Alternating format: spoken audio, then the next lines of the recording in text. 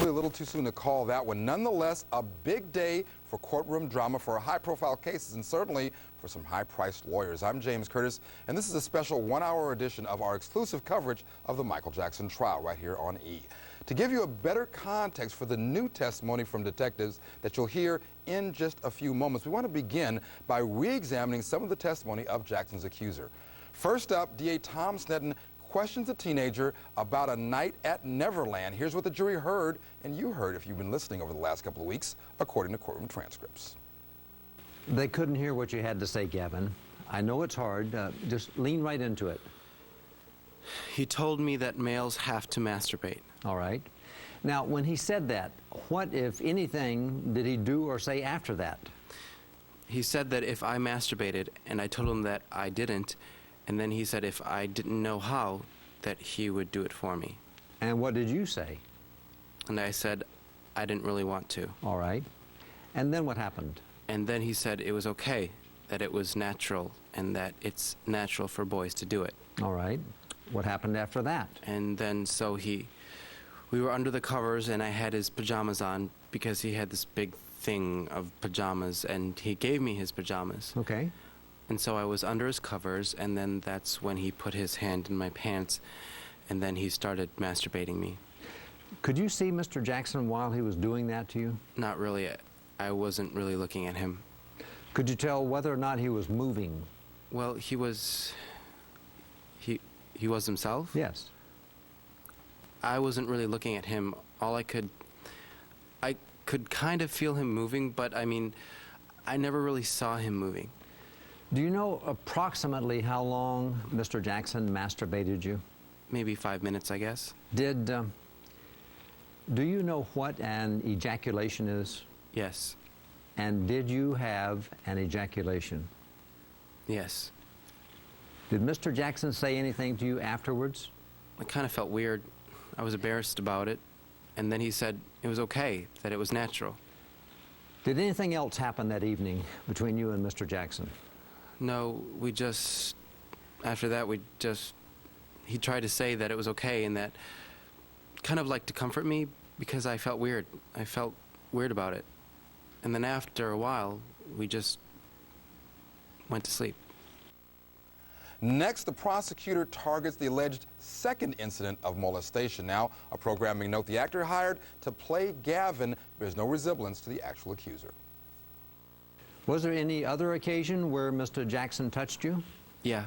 When was that? Well, there was about a day after that he did it one more time. All right. Where were you? In his bed. And was it daytime or nighttime? It was nighttime. And who else was there anybody else present besides you and Mr. Jackson? No. And what were you doing up in his bedroom at this point in time? Well, we just came back from the arcade again, and then we went up to his room, and then we were sitting, I think we were watching TV or something, and then we were on top of his covers, and he did it again. How were you dressed on this occasion? In his pajamas again, because I would always use his pajamas. All right. And how was Mr. Jackson dressed? Do you remember? He was in his pajamas too. Now tell us what happened. The same thing happened again, and he said that he wanted to teach me, and then we were laying there, and then he started doing it to me, and then he kind of grabbed my hand in a way to try to do it to him, and I pulled my hand away because I didn't want to do it. Did Mr. Jackson say anything before he reached over and grabbed your private parts? He would always say that it was natural and don't be scared, and it was okay. Now, how long do you think it lasted the second time? The same time. Did you ejaculate the second time? I think I did. Now, when was it at point in time that Mr. Jackson reached over and grabbed your arm? Maybe like halfway through it. Did you say anything to him when you pulled your hand away? I said that I didn't want to. Did Mr. Jackson say anything to you? I don't think he did. Were there any other occasions where Mr. Jackson tried to do something to you that you felt was inappropriate that you remember? No.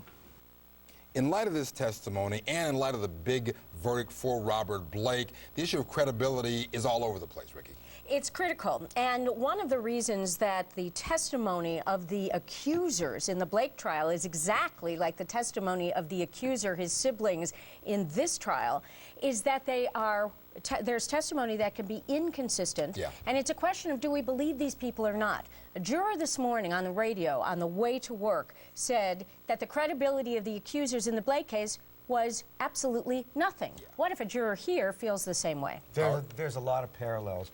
All roads seem to lead to Robert Blake in that case. All roads seem to lead to Michael Jackson here. But it becomes a credibility issue. And jurors, as we saw in the Blake case, don't like liars, and they tend to believe them less. And you have 3 young kids here who have either admitted or one could certainly infer their lying. Secondly, jurors don't like police that act like Keystone Cops. And we're going to talk about the police rushing to judgment, Sean, in just a moment. Thank you. But what about the idea that, unlike the Blake case, here you have kids, and you have a very different sort of charge? Doesn't that change the dynamic? I don't think so. As we all know, the prosecution has the sole burden of proof in a criminal case, and it all rests on their evidence. If the witnesses are not credible, if there are a number of inconsistencies, then that should read, according to the law, to a not guilty verdict. It should, but if these jurors get emotionally invested, I'll let you make that point when we get back, Ricky, will it change that basic dynamic of credibility of these witnesses? Defense attorney Tom Mesereau immediately launched into an all-out attack on that very same issue, the credibility of the young accuser. And what you're saying is that after your interview with the social workers, where you were asked questions about Michael Jackson, you're saying it was after that that inappropriate touching began, correct? Yes. While Mr. Jackson is being investigated by Los Angeles County, true? It didn't happen until the last few weeks before I left, or 2 weeks, somewhere around there. Well, let me ask the question again. Okay. The 3 social workers were from Los Angeles County, true? I think they were. And they were asking you questions about whether Mr. Jackson had ever inappropriately touched you, correct? Yes. And you said no, right? Yes. You knew they were investigating Mr. Jackson, right? No. I thought they were just going to try to ask me, and that was it. I didn't know. But what you're telling the jury is that after this investigation starts, and after you and your family are questioned, Mr. Jackson supposedly starts touching you inappropriately, right? Yes. Until you realized you were not going to be part of Michael Jackson's family, you never made any allegation of child molestation, correct? I didn't want to be part of his family. I just saw him as a father figure. Until you realized Michael Jackson was not going to meet you in Brazil, you never made any allegation of child molestation, right? I didn't even really want to go to Brazil. Until you left Neverland for the last time, you never made any allegation of child molestation, correct? I didn't tell anyone until I left for the last time, correct. And never called the police until after you'd seen 2 lawyers, right?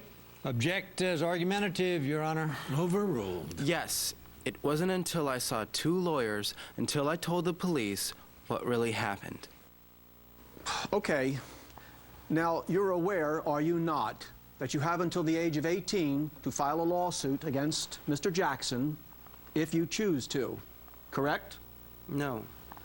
You've never discussed that with your mother? No. Never discussed that with Larry Feldman, the attorney? No.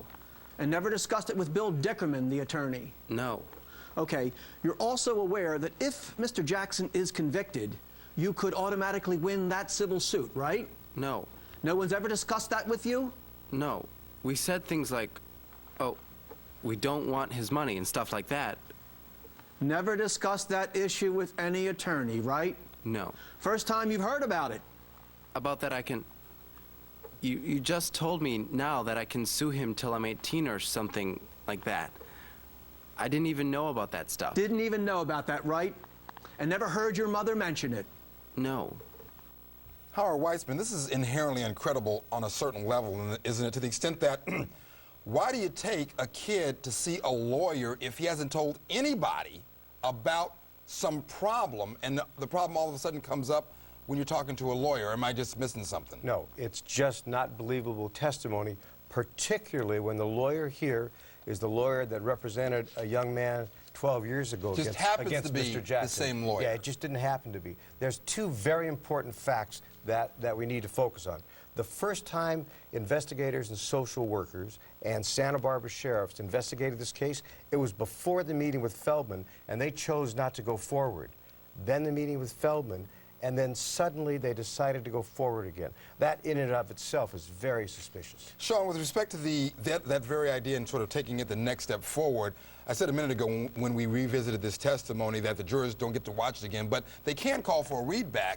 No doubt they're going to be doing the same kind of analysis that we're talking about. Wait, how does this all line up? Yeah, I don't think it makes sense at all. I don't think it is at all credible that he's saying that he's never even heard talk about he can file a lawsuit till he's 18. That just strikes me as absolutely unbelievable that no one has said that to him until just now. Let me take it from the other side, though. I mean, we're looking at the case, I think, as Tom Mesereau would present it, it's the mother who is the lead grifter here. Yes, yes. So his mother is the person that's put everything in motion, and the kids just kind of followed like 3 ducks in a row.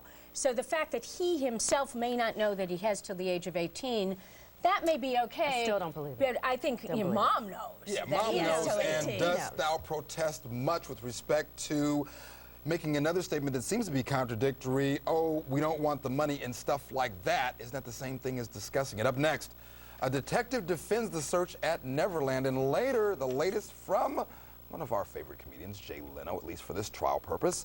Plus, shades of O.J. Sean, allegations of evidence contamination. We'll be right back.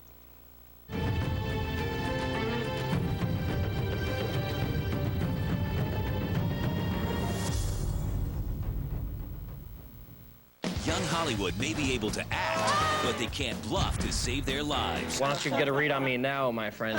Texas Hold'em is taking hold of Tinseltown. Royal flush.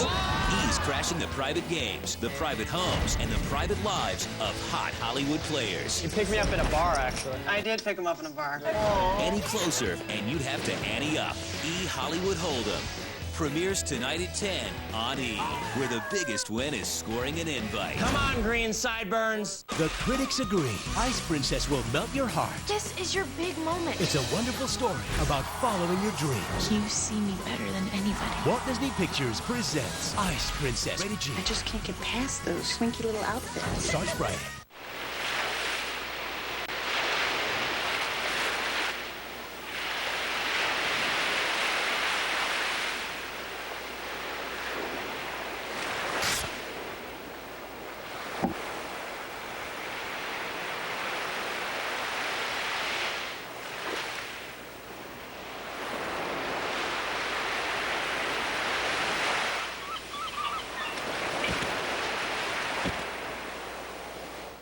Is the IRS stalking you? Do you feel like you're at the end of your rope? Stop the harassment now. Hello, I'm John Harris, president of J.K. Harris & Company. The people who negotiate for our clients are former IRS agents and tax professionals. They've helped thousands of people save millions of dollars. They know how to make the system work for you. Call the IRS experts at J.K. Harris now for your free confidential tax settlement analysis. Call 1-800-691-9045. There's a place where music floats and kangaroos fly, where stories are painted and every wave is as warm as every welcome, where you'll find a different yesterday, a different tomorrow. Australia, a different light. Experience Australia with the Qantas Air Pass, round-trip airfare plus 3 flights within Australia starting at just $9.99. Call 1-800-DOWN-UNDER or visit australia.com. You haven't seen The Incredibles until you've seen The Incredibles on DVD. Featuring the all-new animated short, Jack Attack. The Incredibles. Disney presents a Pixar film. Own it on DVD today. I didn't see him. That's why they call them hidden charges. Well, they didn't hide them very well right there. That's because you already bought a dish and signed the contract. Oh. Now I see. At Adelphia, we don't charge you extra for local channels, for classic cable on additional TVs, for in-home customer service. Call today for more information on Adelphia Digital Cable. After 7 o'clock, we are going to be a team of guidance counselors I'm glad right you're here doing on that. KISS FM. Because, you know, high school's scary. You can put your headphones on? Oh, yeah.